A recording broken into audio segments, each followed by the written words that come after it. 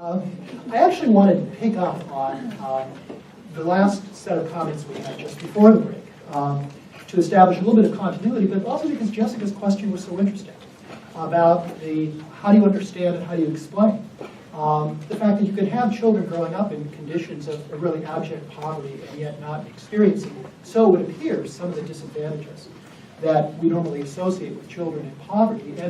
And the response, I think, had to do with, well, what we really need to do is to figure out what accounts for their disadvantage, which somebody said maybe is a simpler question. I think my task is to show it's not the simple question. But it's not necessarily unknown either. And interestingly enough, it offers something of an optimistic picture for how we might think about the big question of why it is that poverty predicts a child's future and what we can do about it. It occurred to me that it might be worthwhile for us to really talk about the expansiveness of the phenomenon that we're considering here. So what I have plotted here are Census Bureau figures I obtained from the National Center for Children in Poverty for 2015 that documents the proportion of children under 3 by family income living in the United States just recently. And what we find is that roughly a quarter of children under the age of 3 are living in families that are making less than 100% of the federal poverty level. Now, those of us who study children in the context of economic stress recognize that that's a very tough bar, and that if we're really trying to think about the effects of economic stress on children, we need to look at another class of children, those who are living in families that are bringing in between 100 and 200% of the federal poverty level, widely regarded as children who are poor. And when you add that proportion of children, 23% in 2015, you end up with close to half the population of children in the United States under the age of 3 are living in the context of very serious family economic difficulty.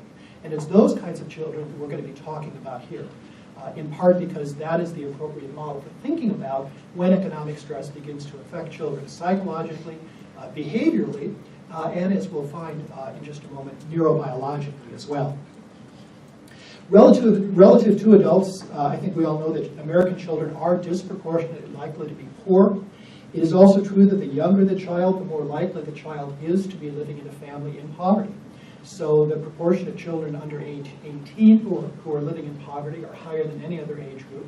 But as you can see here, the proportion of children under age 3 living in poverty are also higher than any other age group. 1 in 10 children spend at least half their childhood in poverty. And if we consider, this is using the conventional poverty measure that has been used by the Census Bureau since the 1960s.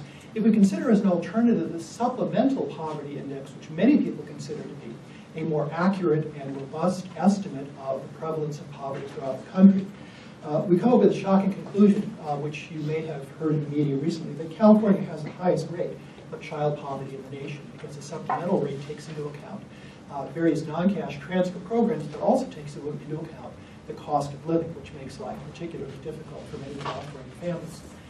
Now, since I've already used 2/3 of my time, I thought I would try to identify really what I think are the important take-home messages here, and I've got them in a simple bulleted slide. I'm going to just simply elaborate on them in the rest of my talk. First of all, what we know is that growing up in poverty is a powerful predictor of negative long-term outcomes for children. I just did a graduate seminar on children in poverty in the fall, and we recognized that we could not think of any single predictor of children's development that had a more powerful effect on children's long-term outcomes than living in poverty. Not the quality of parenting, not the nature of early temperament. If you're asking for something that will tell me, that enables me to predict how a child is going to be doing 10 or 20 years down the line, knowing that child is living in poverty is the single biggest predictor I can think of as a developmental researcher. These outcomes are caused by low family income, not by other conditions.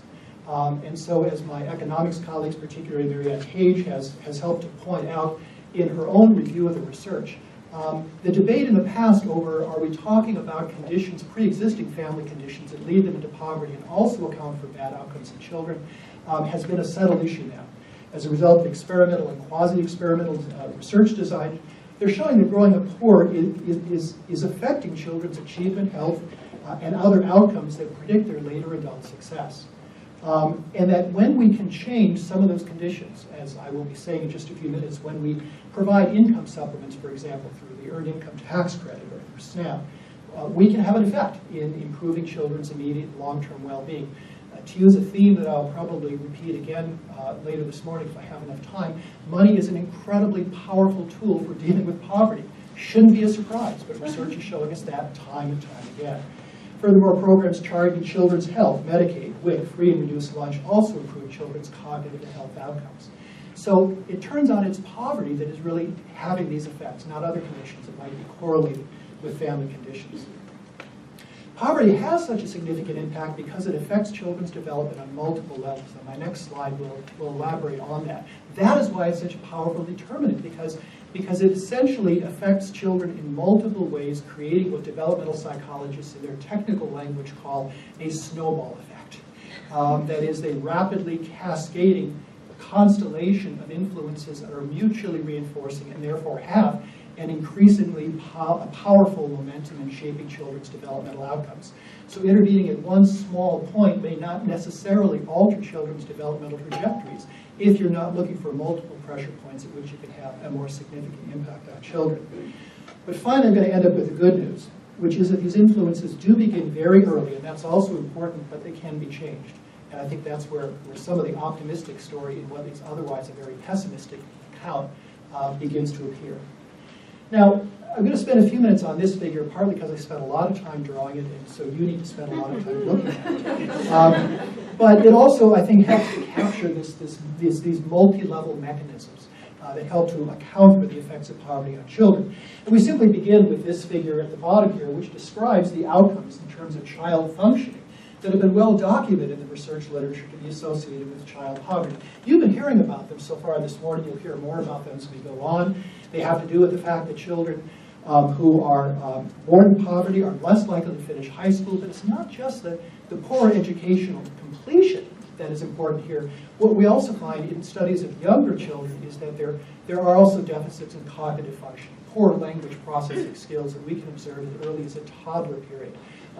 Poor ability to focus attention and thinking in a preschool classroom. So we're not talking about just grade school issues and high school completion. We're talking about issues that begin very, very early on. These children are more likely to have behavioral and emotional problems which manifest themselves in a preschool classroom as well as an elementary school classroom.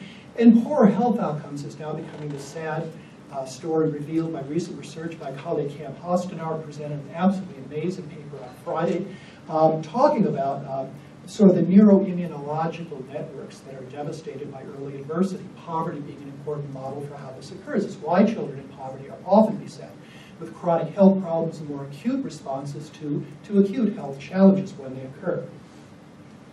Children who are born in poverty also have poor adult employment and outcome. A child born in poverty is more likely to be poor as a young adult and is less likely to be working between the ages of 25 to 29. Among those outcomes are also greater mental health problems, which are also associated with the immunological system, greater mental health challenges, especially depression, and lower aspirations for success, which begin as early as the preschool years.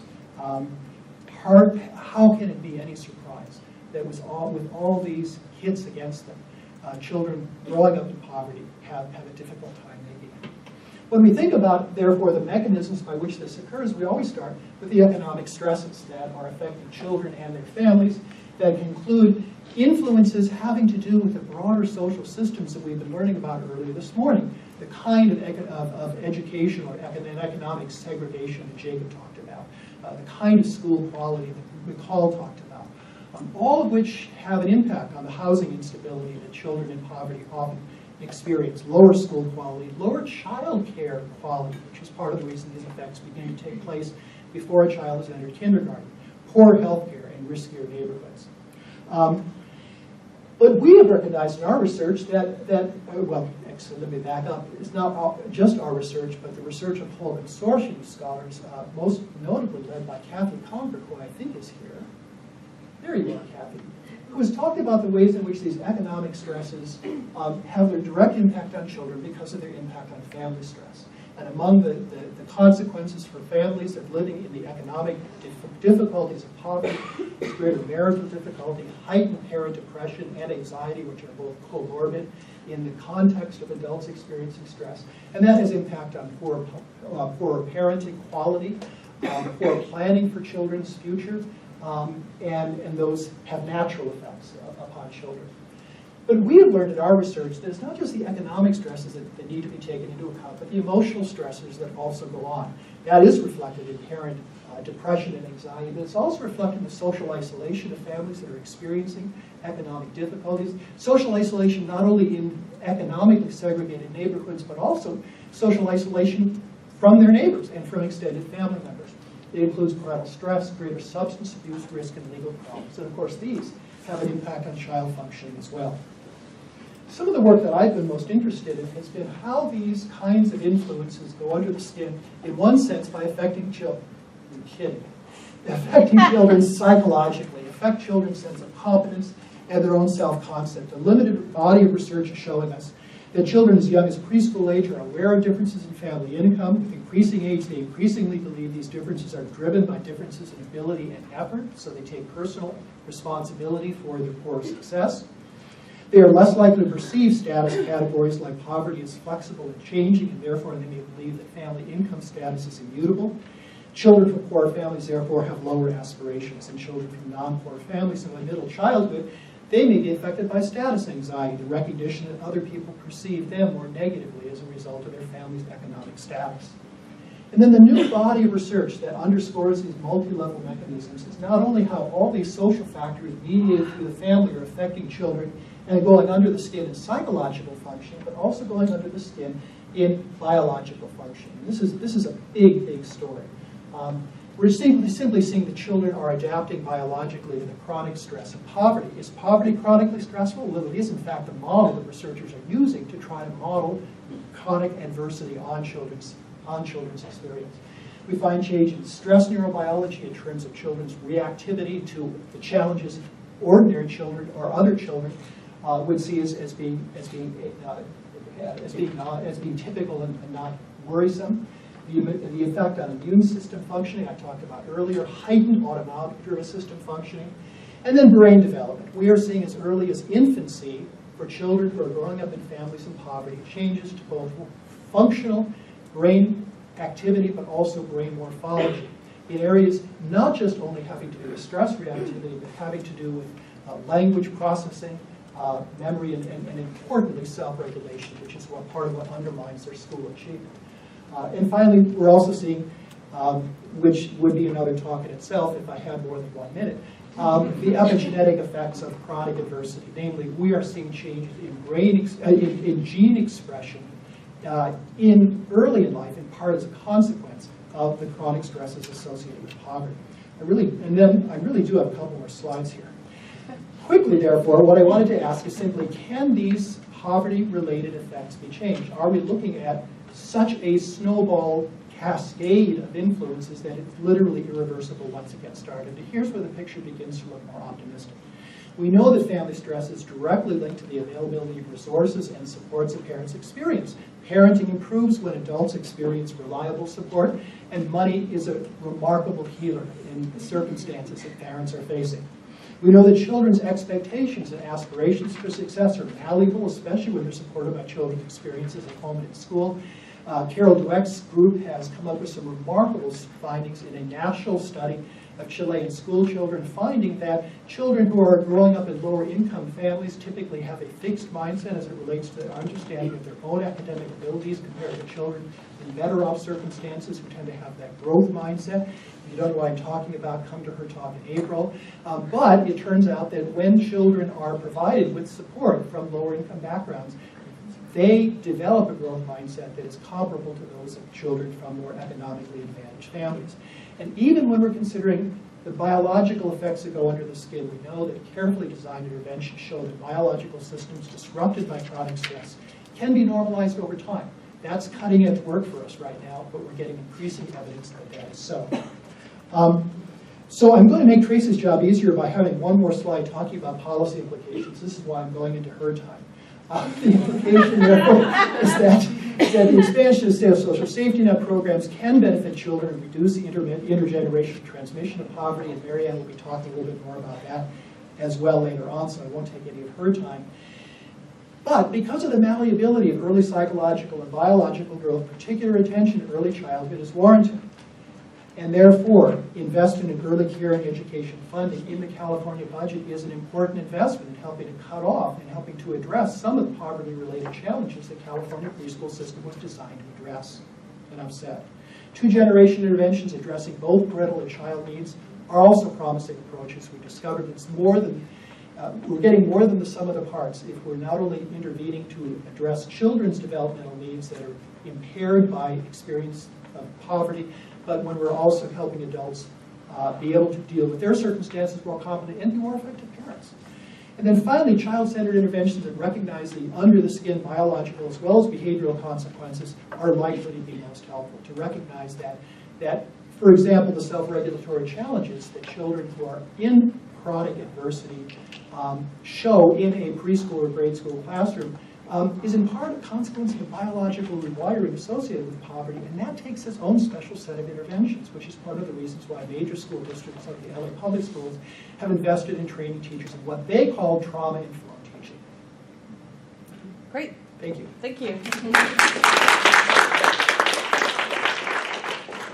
And our discussant is Tracy Patterson from the California Food Policy Advocates. Thank you.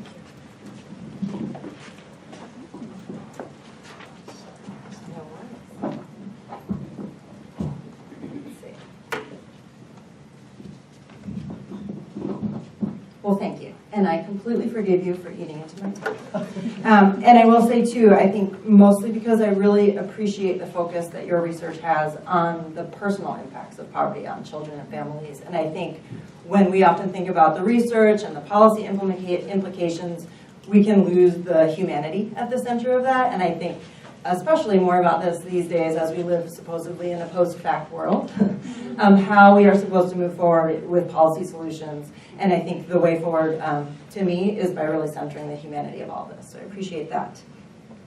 And so I think, too, as we think about inequities and we think about how we have more and more children in concentrated poverty, more and more children living in racial and economic segregation, we are also, with that, experiencing an empathy gap. And I think when we look and think about policymakers and people in decision-making capabilities, they often do not have direct contact with the actual real people that their policies impact. And so at California Food Policy Advocates, I think one of the reasons we really focus on food and hunger is both that it is so interrelated with poverty, poor health, education, but also we have very tangible and effective tools to address it. And so while we struggle with these very complex issues like housing and income inequality, I think we must make sure that we are making the best and full use of the tools that we do have at our disposal, and particularly thinking about the nutrition programs. And so I think in particular, one of the programs that is the most effective is SNAP, or as we call it in California, CalFresh, since we make up special names for everything. And so CalFresh is both the state's largest nutrition program, it's also the nation's largest nutrition program. And because it serves so many children, actually 60% of all low-income California children, it's also de facto the largest child nutrition program we have. And so when we're thinking about CalFresh, we have a few barriers. I think one, the one that we are all unsure of how to deal with at the moment, are federal threats. And we know that whatever is coming, it's not going to be with poor people in mind. And so I think when we're looking at the president's budget, when we're looking at what's happening in Congress, we're going to have to do everything we can to protect, defend, and strengthen SNAP, the federal program, which forms the backbone of CalFresh. When we think about even the dollars, that brings in $8 billion annually to California. That's directly to California families and our local economies. That's retail stores as well. So when we're talking about boosting up the economies and lifting up everyone, we really need to focus on these policy tools. I also think because we are facing such federal threats, what we need to do right now is really look for the innovation and strategy at the state level. We know at the federal level we're going to have to try to strengthen and protect, but I will say that I don't expect to see any innovative and creative solutions, particularly aimed at child poverty, coming about in the next few years, unfortunately. And so I think that's where state policy right now really needs to step up. In addition to CalFresh or SNAP, I think we also need to be very cognizant of the role of childcare and school settings. And so thinking about childcare nutrition, thinking about school nutrition programs, school breakfast and school lunch in particular, are extremely effective in supporting kids to becoming more educationally successful, as well as obviously their biological and emotional growth. I think just at a human level, again, when you think of how you want to show someone that you care about them, you feed them. So that's what we need to be doing for our children as well. So I think in terms of state policy, I wanted to highlight a few options, because when it comes to school meals in particular, there are some ways in which California is ahead of the game, and there are some ways in which we are behind. State policy-wise, since 1975, we have had what's called the needy meal mandate. It's a great policy in California. We guarantee that every child who is in poverty gets at least one free meal per day. We know these days that that's not necessarily enough. And so when we're looking at the ways that schools can operate school nutrition programs in the way that is most effective, we really need to be looking as much as possible to universally free meal provisions and ways to destigmatize the school nutrition programs. So there are federal options. A recently introduced one called community eligibility that's been around for about 5 years, which allows schools with higher levels of concentrated poverty to serve school meals free of charge to all students. We're working on a state bill with Senator McGuire this year, SB 138. That would do a couple things we feel like are very promising. One, I said before that CalFresh enrolls about 60% of eligible low-income children into the program. Aside from state legislation, we need to be working to increase that. California has one of the lowest participation rates in CalFresh in the SNAP program in the country. But additionally, we need to be doing as much as we can to link CalFresh, school meals, and other programs to other more effective programs that have a greater reach. Right now, Medicaid, Medi-Cal in California, another special name, reaches about 97% of eligible low-income children. We have an opportunity right now to link that Medi-Cal expansion success to school meals through a process called direct certification that would allow school districts, without parents having to do anything separate, to import that Medi-Cal data to paperlessly enroll kids into free school meals. Parents don't have to take an extra step, which is especially important now that we're looking at additional immigration threats in policy and thinking about the very real fear that many families are facing in filling out an additional piece of paper with their information. So what this state bill would do, SB 138, would make sure that schools across the state are using that Medi-Cal data to paperlessly enroll kids into school meals, and that opens up the possibility for them to use universal meal options such as community eligibility and others to serve meals free of charge to all the students regardless of their income. This bill targets very high poverty schools, so schools where the concentrated poverty is so high that you're not talking about, feeding a whole school of middle-class kids. You're really talking about what a lot of these researchers have said, students in very, very deep poverty next to students who are perhaps just a little less poor. School districts can recoup the cost from the federal government to pay for that, so it's really kind of a no-brainer. It's a win-win for school districts, for families, and most importantly for kids. And so I think, again, as we're looking forward as how we operate in this new landscape of federal threats, I think we need to link our programs together as much as possible. We need to maximize efforts to do what's called dual enrollment, enroll families who are using Medi-Cal into CalFresh and school meals and WIC as well.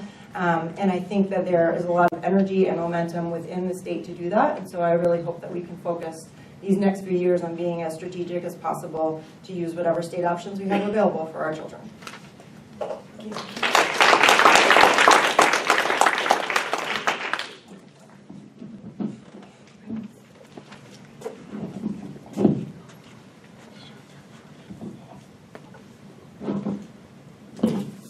Not so good with microphones. I don't think anybody is.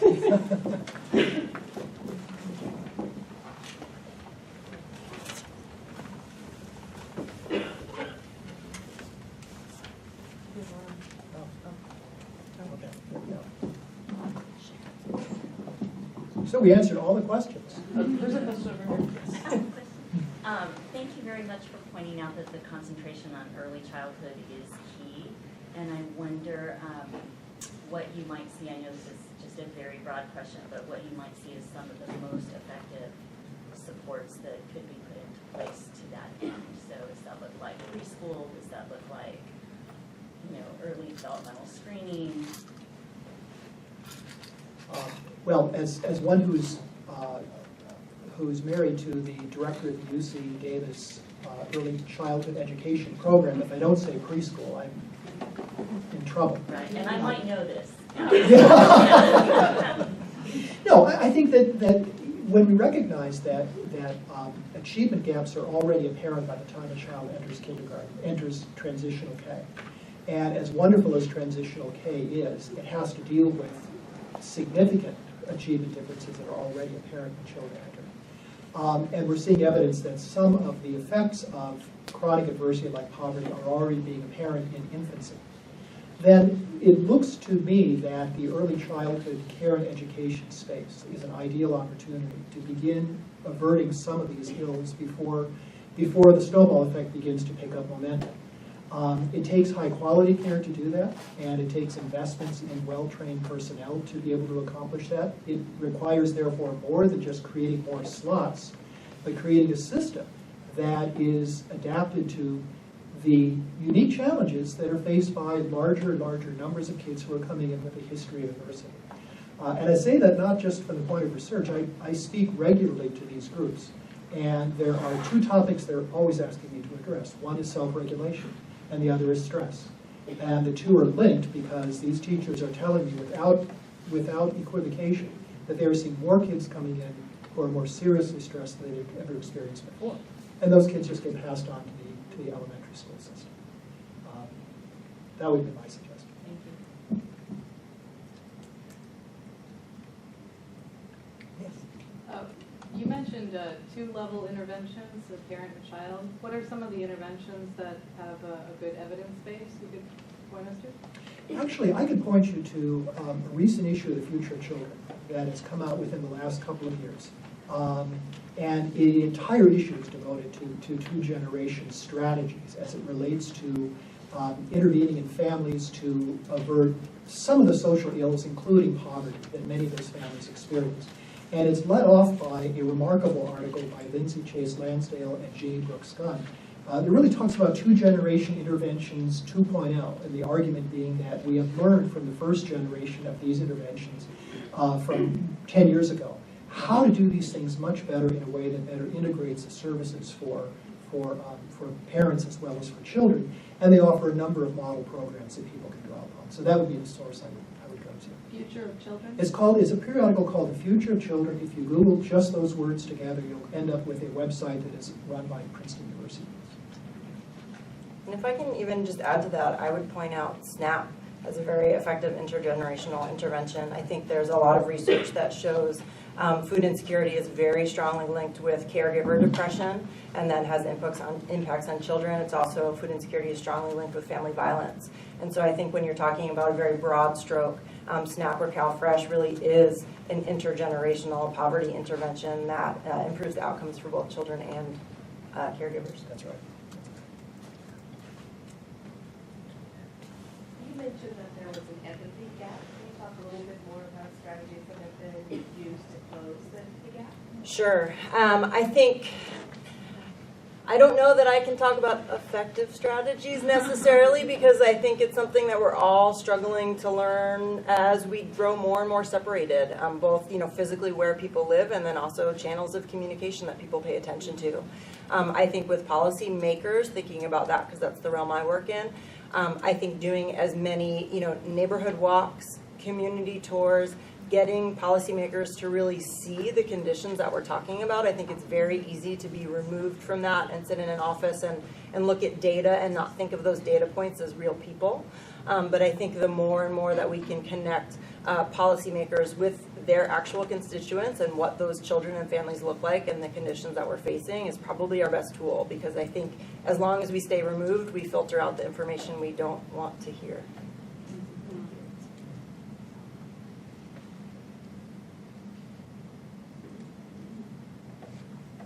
I had a follow-up question about the two-generation homes. Do you have, other than SNAP, do either of you have examples of programs that are currently operating in California that you would point to as being particularly successful, and do you have thoughts about why they have been so successful? So again, my wheelhouse tends to be in the federal nutrition program, so I'm going to also point to WIC. I mean, I think when you also look at that very crucial point of development, both in terms of how people approach parenting and how children come into the world, and then trying to synthesize those both together.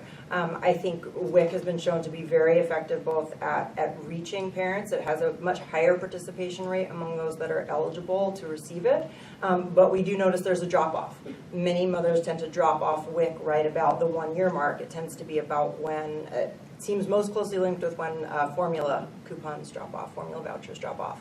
And so I think there needs to be a lot more work to seamlessly connect WIC families with SNAP and CalFresh.